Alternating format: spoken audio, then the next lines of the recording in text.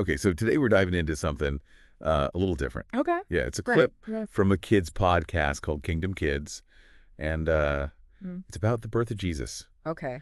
Um, but the thing is, the whole episode is only like a minute long, Right. so we're gonna see if we can like Wow. really unpack all the stuff they managed to fit into such a short A minute. a minute. Yeah. Okay. So it's kind of a challenge, Yeah. Like, how do you tell that whole story in just a minute, So right? that's tough, especially for, a younger audience Right, to exactly. make it understandable and Yeah, and engaging too, right? yeah. One thing that I noticed that they talk about was the gifts that the wise men brought to baby Jesus. Uh-huh. Gold, frankincense, and myrrh. Right. Now, as a kid, I always thought the gold was the best one, obviously, but now I'm kind of curious about the myrrh. Mm. Like, what do you think the significance of that is?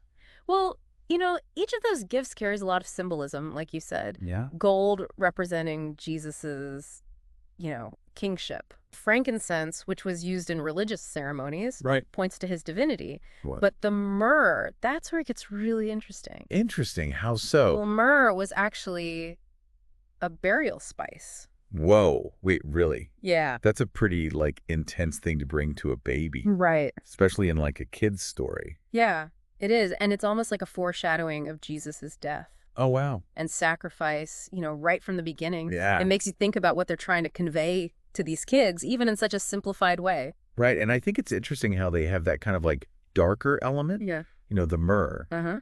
But then right after that, they have the angels singing Oh, yeah. glory to God in the highest and on earth peace. Right. That's like such a hopeful image. Yeah, it's that proclamation of good news. Yeah. This idea of the world being transformed by Jesus's birth. Yeah. And it kind of brings that reconciliation between God and humanity, Mm-hmm. ushering in this, era of peace and divine favor. Yeah. So it really sets up their concluding message well, Yeah. which is, celebrating the gift of peace and hope that Jesus brought to the world. Yeah.